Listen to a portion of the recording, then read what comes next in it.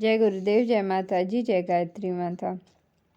आगे श्रीमद् भागवतम में वर्णित है। श्रीमद् भागवतम ब्रह्म सूत्र या बदारणी वेदा सूत्र का स्वाभाविक टीका है। इसे स्वाभाविक कहा जाता है क्योंकि शील व्यास देव वेदांत सूत्र तथा समस्त वैदिक साहित्य के सार रूप इस श्रीमद् भागवतम के रचयिता हैं। शील व्यास देव के अतिरिक्त अन्य ऋषिगण तथा गौतम, कनाद, कपिल, पतंजलि, जैमिनी तथा अष्टावक्र 6 विभिन्न दार्शनिक प्रणालियों के रचयिता हुए हैं। आस्तिकता की पूर्ण व्याख्या वेदांत सूत्र में है, जबकि अन्य दार्शनिक चिंतन प्रणालियों में समस्त कारणों के परम कारण के विषय में कोई उल्लेख नहीं मिलता। कोई व्यसासन पर तभी बैठ सकता है जब वह दर्शन की समस्त प्रणालियों से अवगत हो, जिससे वह अन्य सभी प्रणालियों का खंडन करते हुए श्रीमद् भागवतम को प्रस्तुत कर सके। शील सूत गोस्वामी उपर्युक्त शिक्षक थे, इसलिए नैमी के मुनियों ने उन्हें व्यासासन पर बैठाया। शील व्यासदेव को यहाँ पर भगवान कहा गया है क्योंकि वे प्रामाणिक अवतार हैं। आध्यात्मिक जीवन की सफलता का रहस्य गुरु को तुष्ट करने तथा उनकी शुभाशीष प्राप्त करने में है। शील विश्वनाथ चक्रवर्ती ठाकुर ने गुरु के विषय में अपने सुप्रसिद्ध 8 श्लोकों में इस प्रकार गाया है। मैं अपने गुरु के चरणाविंदों को मैं नमस्कार करता हूँ। उनको तुष्ट करके ही कोई श्री भगवान को प्रसन्न कर सकता है, और जब वे अप्रसन्न रहते हैं तो आत्मा साक्षात्कार के मार्ग में विघ्न ही विघ्न आते हैं। अतः यह आवश्यक है कि शिष्य अपने प्रामाणिक गुरु के प्रति अत्यंत आज्ञाकारी तथा विनीत रहे। शील सूत्र गोस्वामी शिष्य के इन सारे गुणों से ओतप्रोत थे, अतः उन पर विद्वान एवं स्वरूप सिद्ध आध्यात्मिक गुरुओं तथा शील व्यासदेव तथा अन्य गुरुओं की कृपा दृष्टि थी। नैमी ने मुनियों को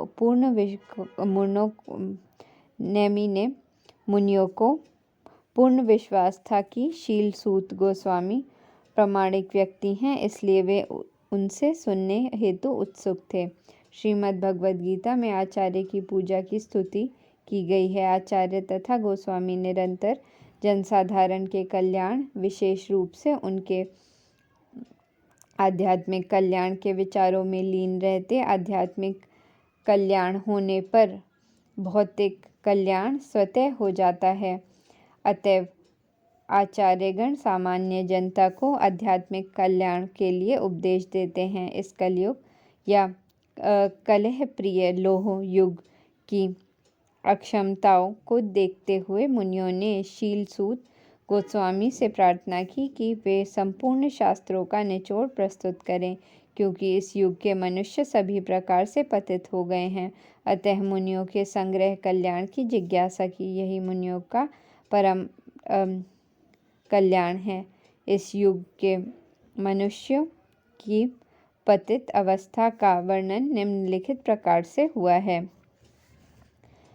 भगवत भक्त सामान्य जनों की आध्यात्मिक उन्नति के लिए सदैव चिंतित रहते हैं।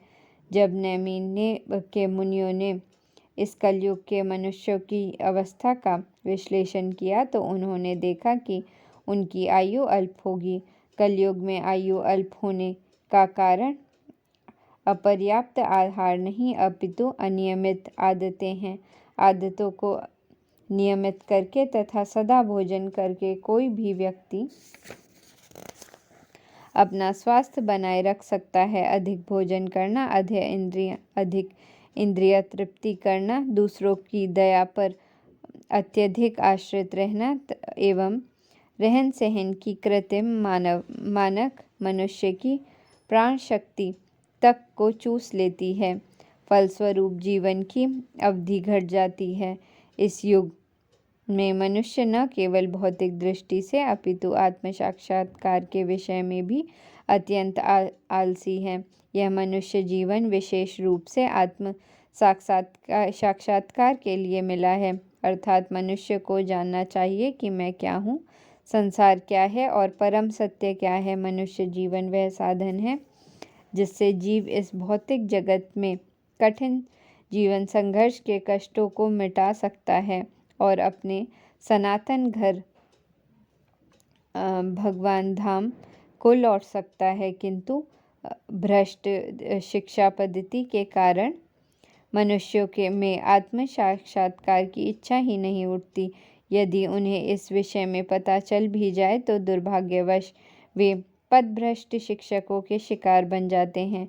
इस युग में मनुष्य न केवल विभिन्न राजनीतिक वर्गों तथा दलों के शिकार हैं, अपितु विभिन्न प्रकार की इंद्रिय तृप्ति करने वाले आकर्षणों से भी ग्रस्त हैं, जैसे कि सिनेमा, खेलकूद, जुआ, क्लब, संसारी पुस्तकालय, बुरी संगति, धूम्रपान, मदिरा पान, छलावा, चोरी, मनमुटाव आदि इत्यादि। अनेकानेक व्यवस्थाओं के कारण उनके मन सदैव विचलित एवं चिंताओं से ग्रस्त रहते हैं। इस युग में अनेक धूर्त मनुष्य अपने अपने धार्मिक पथ खड़े कर देते हैं, जो किसी शास्त्र पर आधारित नहीं होते। प्राय ऐसे मनुष्य ही जो इंद्रिय तृप्ति के व्यसनी हैं, ऐसे संस्थाओं के प्रति आकर्षित होते रहते हैं। फलस्वरूप धर्म के नाम पर अनेक पाप कर्म किए जाते हैं, जिसके कारण मनुष्य को न तो मानसिक शांति मिल सक पाती है, न स्वास्थ्य लाभ हो पाता है। अब छात्र ब्रह्मचारी वर्ग का पालन नहीं किया जाता और गृहस्थ मनुष्य गृहस्थाश्रम के विधि विधानों का पालन नहीं करते। फलस्वरूप तथाकथित वानप्रस्थ तथा सन्यासी जो ऐसे गृहस्थाश्रमों से आते हैं, अपने कठोर पद से आसानी से विचलित हो जाते हैं। कलयुग में समस्त परिवेश श्रद्धा विहीनता से भरा है। मनुष्य अब आध्यात्मिक मूल्यों में रुचि नहीं दिखाते। अब तो भौतिक इंद्रिय तृप्ति की सभ्यता का मानदंड बनी हुई है।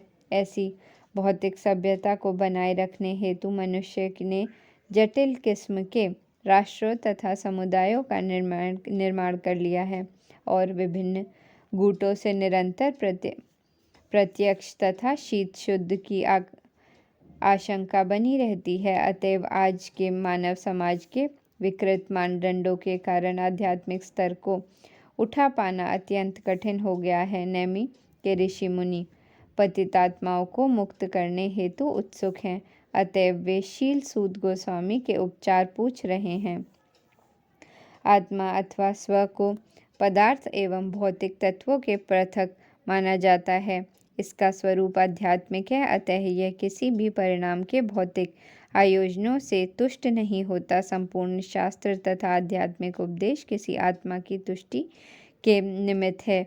विभिन्न कालों तथा विभिन्न स्थानों में नानाविध जीवों के लिए अनेक प्रकार के उपयोग की संस्तुति की जाती है। फलस्वरूप प्रामाणिक शास्त्रों की संख्या अनगिनत है। इन शास्त्रों के विभिन्न विधियों तथा नियमित कर्मों का विधान है। इस कलिकाल के सामान्य जनता की पतित अवस्था को ध्यान में रखते हुए नैमी के मुनियों ने शील सूत गोस्वामी से अनुरोध किया कि वे इन समस्त शास्त्रों का सार कह सुनाएं, क्योंकि इस युग में पतित आत्माओं के लिए वर्णाश्रम पद्धति में इस विविध शास्त्रों के सभी उपदेशों को पढ़ने तथा समझ पाना संभव नहीं है। मनुष्यों को आध्यात्मिक स्तर तक उठाने हेतु वर्णाश्रम वाले समाज को सर्वोत्कृष्ट संस्था माना जाता था, किंतु कलयुग के कारण इन संस्थाओं के विधि विधानों को पूरा कर पाना संभव नहीं रह गया है। न ही जनसाधारण के लिए वर्णाश्रम संस्था द्वारा प्रतिपादित विधि के अनुसार अपने अपने परिवारों से संबंध विच्छेद कर पाना संभव है। समस्त परिवेश विरोध से व्याप्त है। इस पर विचार करते हुए यह देखा जा सकता है कि इस युग में सामान्य जनों का आध्यात्मिक उत्थान अत्यंत कठिन है, जिस कारण से मुनियों ने इस विषय को शील सूत गोस्वामी के समक्ष रखा। उनकी व्याख्या अगले श्लोक में की गई है। भगवान का अर्थ है सर्वशक्तिमान ईश्वर, जो समस्त ऐश्वर्य, शक्ति, यश, सौंदर्य, ज्ञान तथा वैराग्य से नियंता है। वे अपने शुद्ध भक्तों के रक्षक हैं। यद्यपि ईश्वर सबके प्रति संभाव रखने वाले हैं, तो भी वे अपने भक्तों पर विशेष कृपालु रहते हैं। सत का अर्थ है परम सत्य। जो मनुष्य परम सत्य के सेवक या दास हैं, वो सात्वत कहलाता है। ऐसे शुद्ध भक्तों की रक्षा करने वाले श्री भगवान सात्वतों के रक्षक कहलाते हैं। भद्र के अर्थात आपका कल्याण हो से मुनियों द्वारा वक्ता से परम सत्य के विषय में जानने की उत्सुकता का पता चलता है। पूर्ण पुरुषोत्तम भगवान श्री कृष्ण वे वासुदेवा की पत्नी देवकी से प्रकट हुए। वासुदेव आध्यात्मिक पद के प्रतीक हैं, जिसमें परमेश्वर का प्राकट्य होता है। यहाँ पर परम सत्य के दिव्य संदेश के श्रवण हेतु आवश्यक शर्तें प्रस्तुत की गई हैं। पहली शर्त यह है कि श्रोता को अत्यंत निष्ठावान तथा सुनने हेतु उत्सुक होना चाहिए। दूसरी शर्त यह है कि वक्ता प्रामाणिक आचार्यों की गुरु शिष्य परंपरा में से हो। जो मनुष्य भौतिकता में लिप्त रहते हैं, वे परमेश्वर के दिव्य संदेश को नहीं समझ पाते।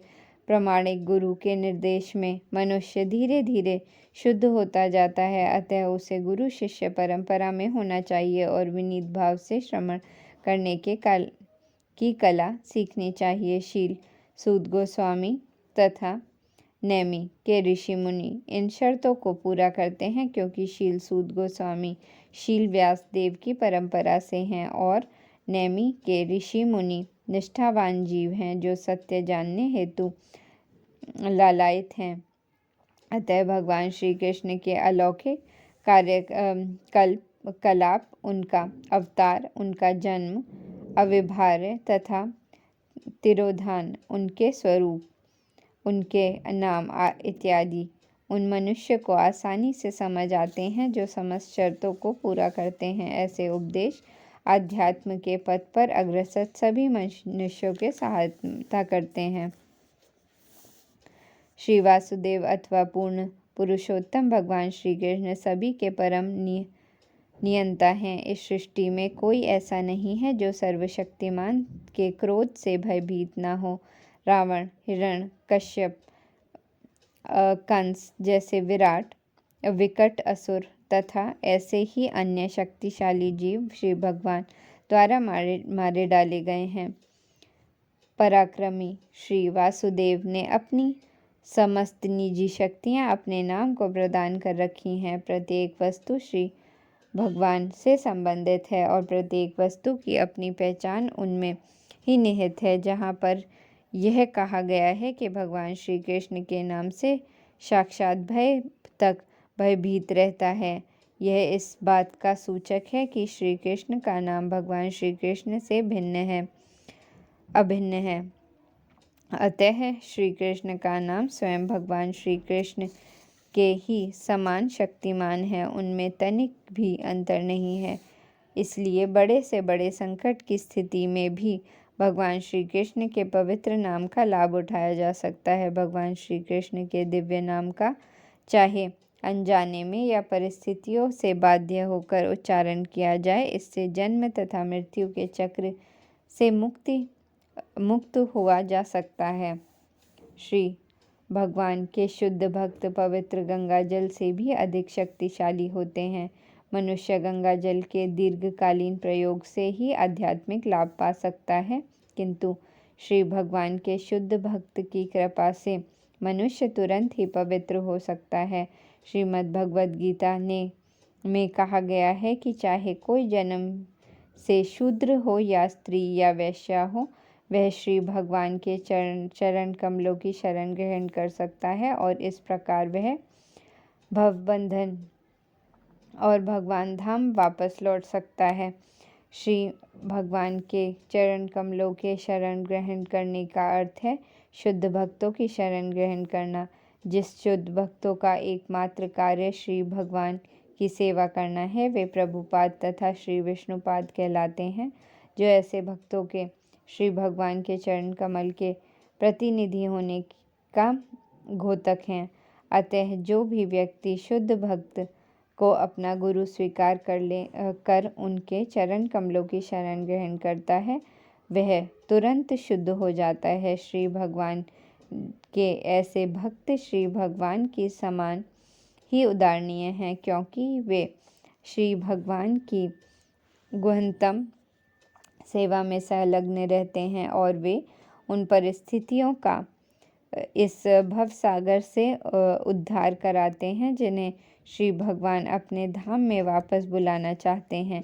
शास्त्रों के अनुसार ऐसे शुद्ध भक्तों को सेवक भगवान कहा जाता है। शुद्ध भक्त का निष्ठावान शिष्य अपने गुरु को श्री भगवान के तुल्य मानता है, किंतु अपने आप को श्री भगवान के दासों का भी दास समझता है। यही शुद्ध भक्ति का मार्ग है। कलयुग अपने कलह प्रधान लक्षणों के कारण अत्यंत निकृष्ट युग है। यह पापाचारों से इस प्रकार परिपूरित है कि थोड़ी सी गलतफहमी से बड़ी भारी लड़ाई हो जाती है। जो मनुष्य शुद्ध भगवत भक्ति में लगे हैं, जिन्हें अपने यशगान की कोई इच्छा नहीं है, जो सकाम कर्मों के फल तथा शुष्क दार्शनिक ज्ञान से मुक्त हैं, वे ही इस जटिल युग के बंधन से छूट सकते हैं। जनता के नेता शांति तथा मैत्री में रहने हेतु उत्सुक तो हैं, किंतु उन्हें श्री भगवान की महिमा के श्रवण के सरल विधि के बारे में कोई नहीं जानकारी है। इसके विपरीत ऐसे नेतागण भगवद महिमा के प्रचार के विरोधी हैं। दूसरे शब्दों में अल्पज्ञ नेतागण श्री भगवान के अस्तित्व को ही नकारना चाहते हैं। धर्मनिरपेक्ष राज्य के नाम पर ऐसे नेता प्रतिवर्ष नई नई योजनाएं बनाते हैं, किंतु श्री भगवान की प्रकृति की दुर्लभ जटिलताओं के कारण उन्नति की ये सारी योजनाएं निरंतर विफल होती रहती हैं। उनके पास यह देख पाने की दृष्टि नहीं है कि शांति तथा मैत्री के उनके सारे प्रलय विफल हो रहे हैं। लेकिन यहाँ पर यह इस अवरोध को पार करने हेतु संकेत मिलता है। यदि हम वास्तविक शांति चाहते हैं तो हमें भगवान श्री कृष्ण को समझने का मार्ग खोल देना चाहिए और उनके महिमामय कार्यों के लिए उनका यशगान करना चाहिए, जैसा कि भगवान श्रीमद् भागवतम के पृष्ठों में अंकित है। जय गुरुदेव, जय माता जी।